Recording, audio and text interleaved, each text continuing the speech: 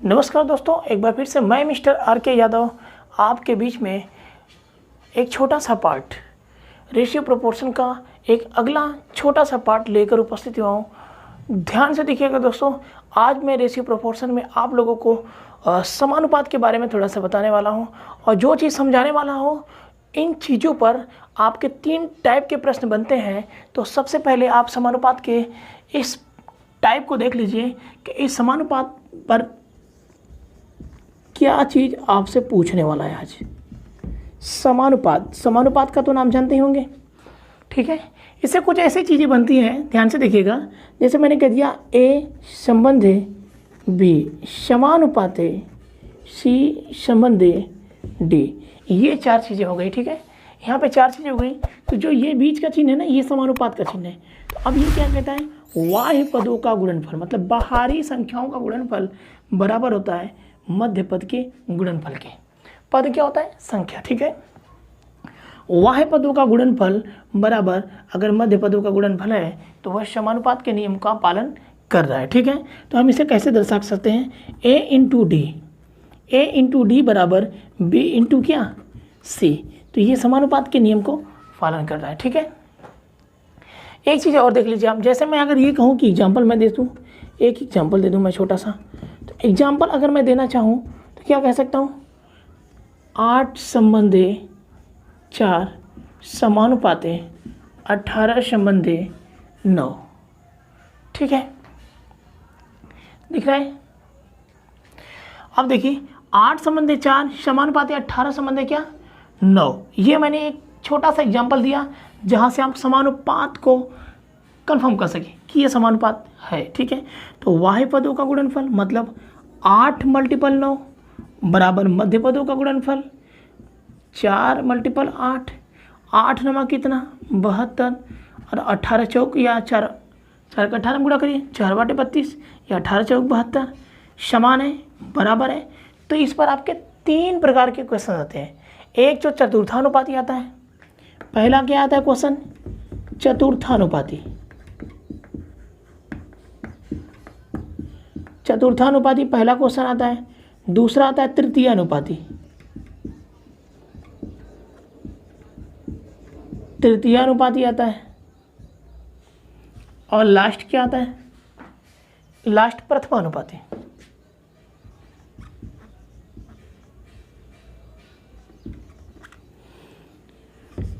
Sorry, चतुर्थानुपाती आता है, तृतीयानुपाती आता है और एक आता है मध्यानुपाती।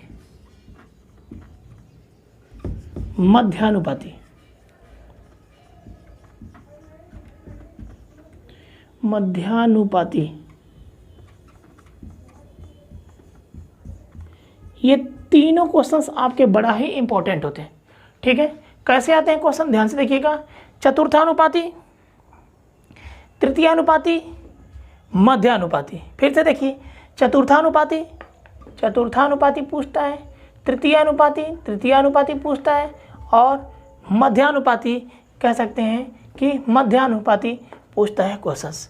तो आइए हम आज देखेंगे कि इसमें कैसे कैसे क्वेश्चंस आपसे मिलते हैं जो इन तीनों नाम से जाने जाते हैं, ठीक है।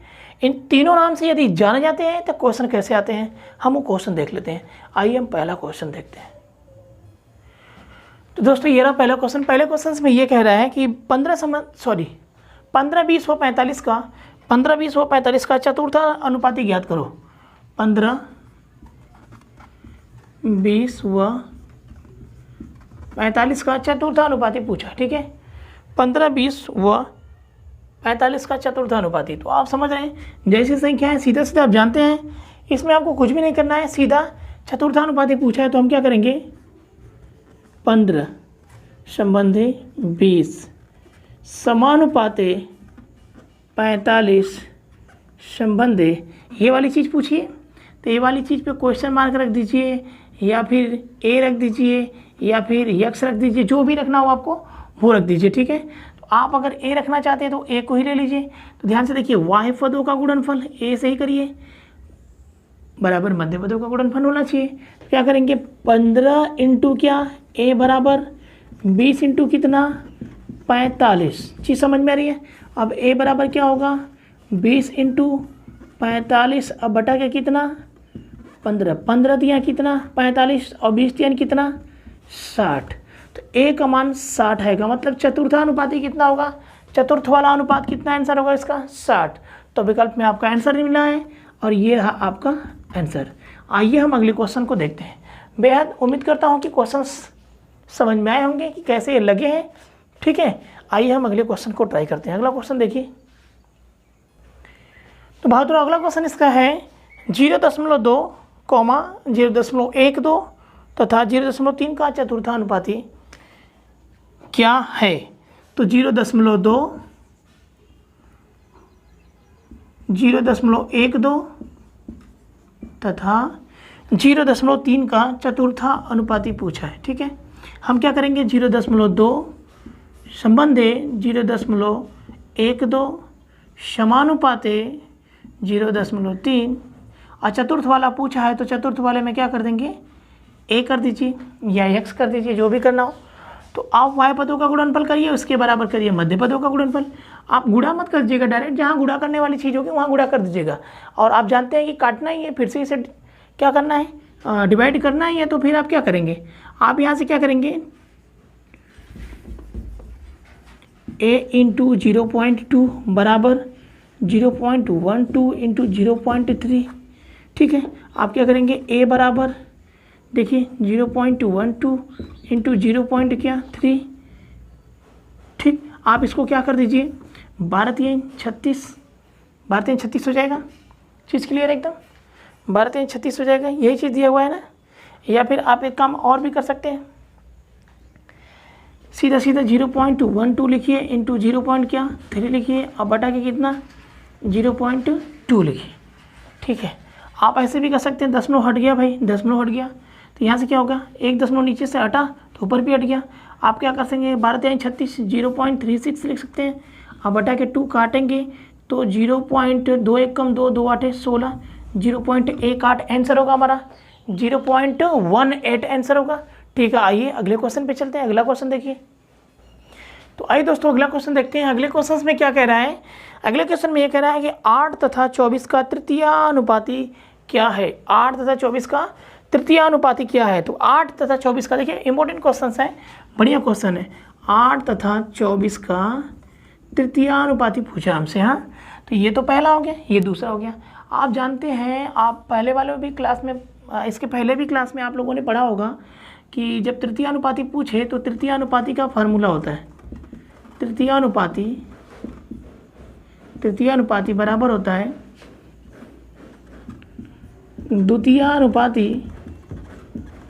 द्वितीयानुपाती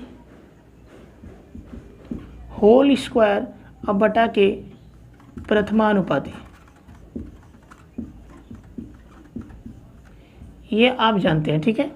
द्वितीयानुपाती तृतीयानुपाती जब भी पूछता है तो द्वितीयानुपाती का होल स्क्वायर हो जाता है बटा के प्रथमानुपाती। कहीं कहीं बुक में आप देखे होंगे यहाँ पर होता है b स्क्वायर, ठीक है, ये c होता है, हाँ, ये b स्क्वायर बटा के a रहता है, ठीक है। आप ध्यान दीजिएगा इन चीज़ों पे। तो द्वितीयानुपाती क्या है, ये दूसरा है और ये पहला है। तो आप क्या करेंगे 24 × 24 अब बटा के कितना, प्रथमानुपाती कितना है 8, तो 8 3 के 24 और 24 यानी कितना 72, तो ये हुआ आंसर 72, तो ये हुआ आंसर। लेकिन दोस्तों अगर बाय द वे आप क्या करेंगे कि अगर यदि आपने फार्मूला ही निकाल दिया दिमाग से, यहाँ निकालेंगे तो है नहीं, आपके दिमाग से फार्मूले ही से निकल गए, ख़त्म हो गए, तो आप क्या करेंगे, तब तो आप लगा नहीं पाएंगे। तब आप ऐसे लगाइएगा, इसे एक और विधि है लगाने का, एक सिस्टम और है, जैसे आप लगा सकते हैं, जैसे 8 24, ठीक है, तृतीयानुपाती पूछा है और यहाँ तृतीयानुपाती पूछा है, ये पता करना है।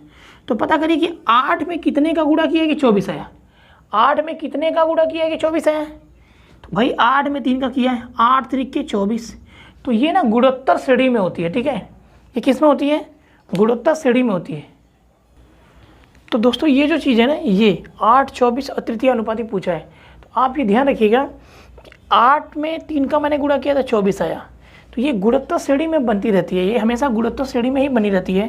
तो अब जब 8 में 3 का गुणा किया तो 24 आया, तो 24 में भी अब हम 3 का ही गुणा करेंगे तो ये तृतीयानुपाती निकल के आएगा, 24 यानी कितना 72, तो यदि फार्मूला आपके दिमाग से निकल गया तो ये चीज़ें आपके दिमाग में जरूर रहेगी।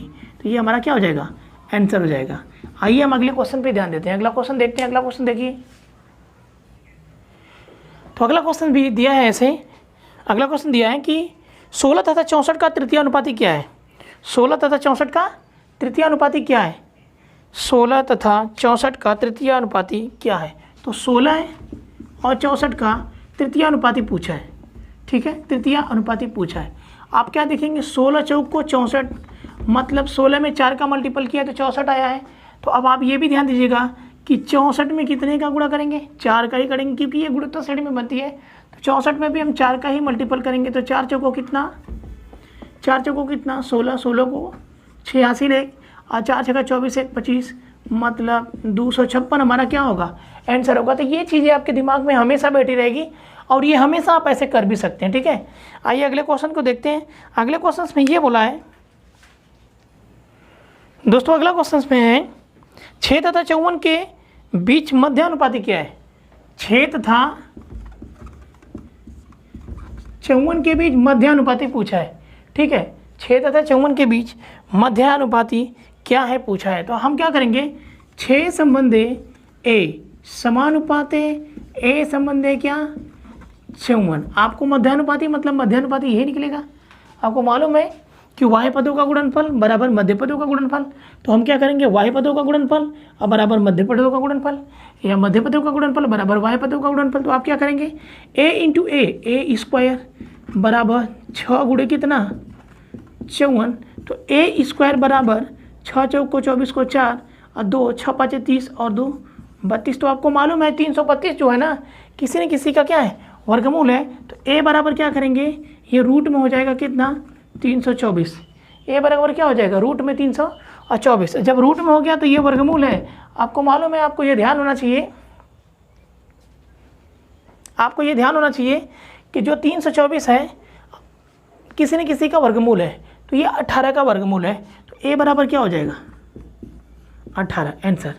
और वैसे भी आपको इतना ध्यान होना चाहिए कि 1 से लेकर 20 तक का वर्गमूल हमें तैयार होना चाहिए।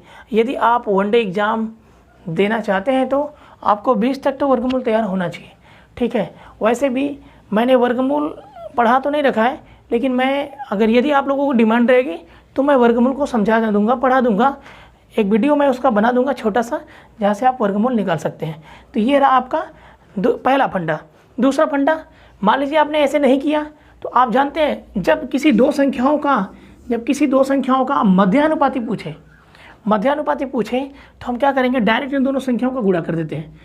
वो डायरेक्ट इन दोनों संख्या को गुणा कर देते हैं और ये दोनों संख्या किसी न किसी संख्या का वर्गमूल होती है, ये पक्का है। ठीक है, तो क्या करेंगे हम, डायरेक्ट 6 गुणे 54 डायरेक्ट इनका वर्गमूल निकाल देंगे बस, और कुछ नहीं करना है। ये क्या होगा, रूट में 324 और बराबर क्या होगा 18, आंसर। यही हुआ मध्यानुपाती। ठीक है, ये क्या हुआ, मध्यानुपाती। आइए अगले क्वेश्चन पे चलते हैं।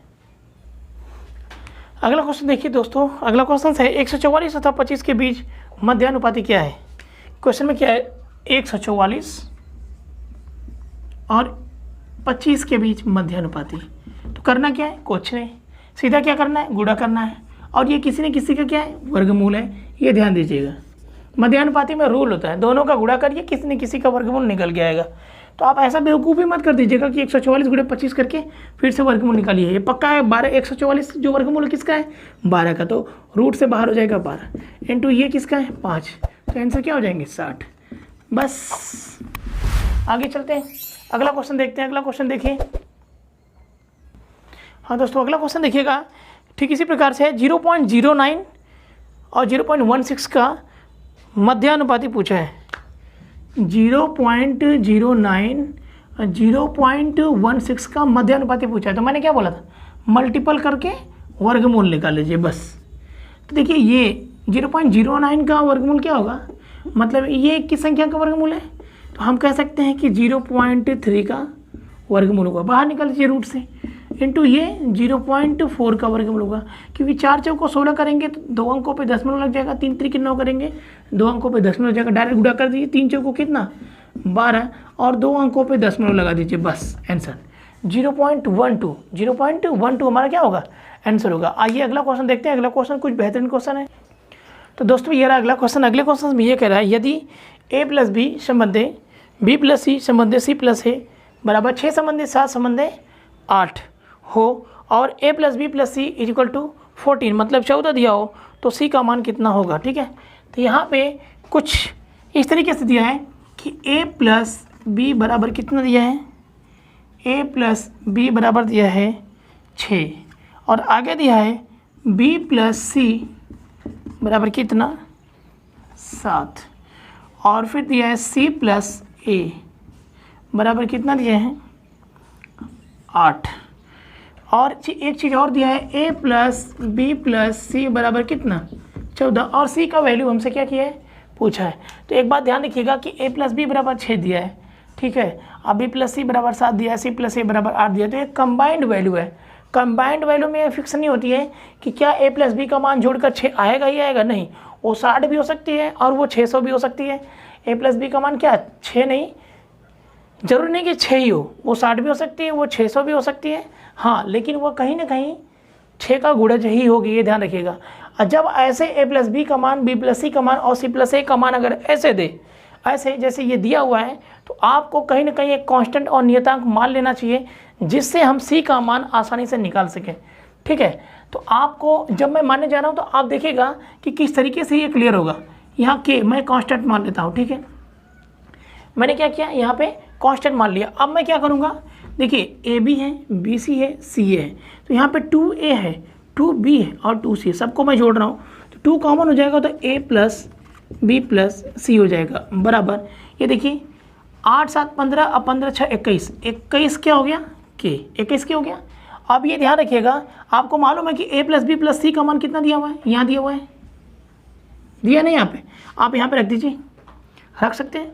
2 इंटू कितना 14 बराबर 21 के। तो आप क्या करेंगे, आप के का मान निकाल लीजिए, के का मान निकाल सकते हैं आराम से। तो आप के का मान निकालेंगे तो क्या होगा, के बराबर 2 इंटू 14 बटा के 21। देखिए ये कट रहा है, किसी न किसी से कट रहा है भाई, 7 दूना 14, 7 त्रिक 21, ये क्या होगा 4 बटा के कितना 3। तो अब यहाँ से निकल के आया कि के का मान कितना 4 बटा के 3। जब के का मान 4 बटा के 3 निकल के आया तो दोस्तों यहाँ पे देखिएगा, जब के का मान 4 बटा 3 निकल के आ जाएगा तो यहाँ से आप क्या कर सकते हैं कि a प्लस बी, क्योंकि a b c है, c का मान हमें चाहिए, a b का यदि मैं मान रख दूँ तो c का उधर ये पक्षांतर करके निकाल लेगा। तो a प्लस बी बराबर क्या है 6k है, तो ये क्या होगा 6 इंटू के का मान 4 बटा के कितना 3, 3 दूना के कितना 6, 4 दूना के कितना 8, तो a प्लस बी का मान कितना हो गया 8। अब यहाँ पे क्या रख दीजिए आप 8 प्लस कितना c बराबर कितना 14। ठीक है, तो आप निकाल सकते हैं c बराबर, ये 8 जाके इधर घट जाएगा तो कितना बचेगा 6, c का मान कितना है दोस्तों 6। क्या विकल्प में आपके दिया हुआ है, c का मान कितना आएगा 6, तो यही 6 हमारा क्या होगा आंसर, यही 6 हमारा क्या होगा आंसर। बहुत ही बेहद और इम्पोर्टेंट क्वेश्चन है। ऐसे क्वेश्चन में कंबाइंड वैल्यू अगर दिया हो तो आपको कांस्टेंट नियतांक एक मान लेना चाहिए जहां से आप आसानी से मान रख के आप निकाल सकें। ठीक है, अब आपको मालूम हो गया होगा कि क्यों हम नियतांक माने हैं। ठीक है, आइए अगले क्वेश्चन को देखते हैं। तो दोस्तों अगला क्वेश्चन इसका ये कह रहा है कि यदि ए की आय बी से 10% अधिक है, यदि ए की आय की क्या, ए की आय बी से 10% क्या है अधिक है, ए की आय बी से 10% क्या है अधिक है, तो बी का 100 होगा तो ए का कितना होगा 110 होगा, ये चीज़ ध्यान दीजिएगा। ठीक है, आगे बोला है और बी की आय सी से 20% कम है, और बी की आय सी से 10% कम है, कितना कम है, सॉरी 20% कम है, बी की आय सी से 20% कम है, तो इनका 100 होगा तो इनका कितना होगा 80। अब ये कितना होगा, शून्य से शून्य कटा, मतलब 11 संबंध कितना हो जाएगा 10, ये ए बी का हो जाएगा और यहाँ पर बी सी का हो जाएगा, 20 चौको 80 और 20 पाँचे कितना 100। पूछा क्या क्वेश्चन में, पूछा ए बी सी का अनुपात, ए बी सी के आय का अनुपात बताओ, तो ए बी और सी लिख लीजिए क्योंकि बी कॉमन है। ए बी का मान कितना है 11 10, बी सी का मान कितना है 4 5, 4 5, ये कितना होगा, यहाँ पर क्या होगा 4, यहाँ पर क्या होगा 10, 11 चौक कितना 44, संबंध 10 चौक को 40, संबंध 10 बचे 50। ये कट रहा है क्या, हाँ कट रहा है ये। अब 2 से भी काट सकते हैं, 2 से काटेंगे तो आधा हो जाएगा 22, 2 से काटेंगे तो हो जाएगा 20, और 2 से काटेंगे तो हो जाएगा 25। अब ये कटने के चांसेस नहीं है, 22 संबंध 20 संबंध क्या होगा 25, यही हमारा आंसर होगा। आइए इस तरीके से हम अब अगले क्वेश्चन पे ध्यान देते हैं। दोस्तों अगला क्वेश्चन देखिए, अगला क्वेश्चन बेहद ही खूबसूरत क्वेश्चन है। क्वेश्चन ये कह रहा है कि किसी संख्या को 6, 14, 18 तथा 38 प्रत्येक में जोड़ा जाए कि नई संख्याएं समानुपातिक हो जाए। तो ये क्वेश्चन बड़ा ही बेहतरीन है। आइए देख लेते हैं इस क्वेश्चन को हम। सबसे पहले तो इस क्वेश्चन को सलूशन यदि हम ऑप्शनल तरीके से निकालें तो बेहद आसान हो जाएगा, लेकिन यदि ऑप्शनल तरीके से नहीं निकालेंगे तो नहीं हो पाएगा। तो सॉरी दोस्तों, माफ़ी चाहूँगा, थोड़ी सी प्रॉब्लम्स ये हो गई ना कि लाइट चली गई और इन्वर्टर भी हम लोगों का डिस्चार्ज है, तो प्रॉब्लम्स हो गई। तो मैं क्या कहते हैं, यूँ कहा जाए तो इलेक्ट्रिसिटी की प्रॉब्लम्स के कारण आज का क्लास मैं पोस्टपोन कर रहा हूँ। और ये जो बचे हुए सवाल हैं, कम से कम तो सवालें थी ही अभी, और देखा जाए तो बहुत सारी सवालें छूट गई। तो मैं चाहूँगा कि आप लोग कहेंगे कि सर व्यवस्था है नहीं आपके पास, तो मैं ये क्लास रोक देना चाहता हूँ। और ये क्लास मैं आज की जो क्लासेज हैं ये पोस्टपोन करके मैं क्लास कल का क्लास कर देता हूँ, और कल ये क्लास मैं सुबह में ही ले लूँगा, ठीक है। कल ये क्लास जो हिंदी के साथ चलेगा, वो हिंदी के साथ मैं मैथ का भी क्लास ले लूँगा और सुबह में ही वीडियो अपलोड कर दूँगा, ठीक है। तब तक के लिए जय हिंद, जय भारत दोस्तों।